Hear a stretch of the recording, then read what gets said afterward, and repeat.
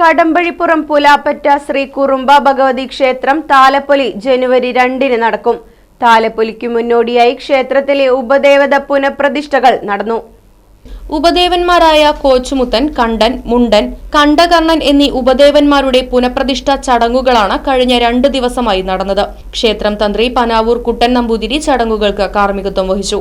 ക്ഷേത്രം താലപ്പൊലിക്ക് ഡിസംബർ 27-ന് രാത്രി 7-ന് കൊടിയേറുമെന്നും തുടർന്നുള്ള ദിവസങ്ങളിൽ വൈകിട്ട് വിവിധ കലാപരിപാടികൾ അരങ്ങേറുമെന്നും ഭാരവാഹികൾ അറിയിച്ചു.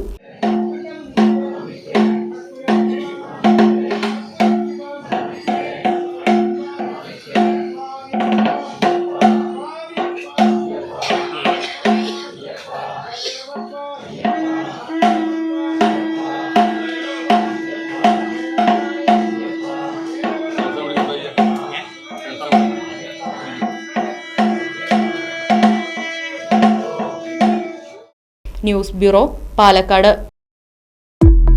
ഫർണിച്ചർ വിലയാണോ പ്രശ്നം? പകുതി വിലയ്ക്ക് ഫർണിച്ചറുകൾ സ്വന്തമാക്കാൻ ഒരു അവസരം, അതും EMI സൗകര്യത്തോടു കൂടി. ദുബായ് ഫർണിച്ചർ, ബസ് സ്റ്റാൻഡിന് സമീപം, ഓട്ടുപാറ, വടക്കാഞ്ചേരി.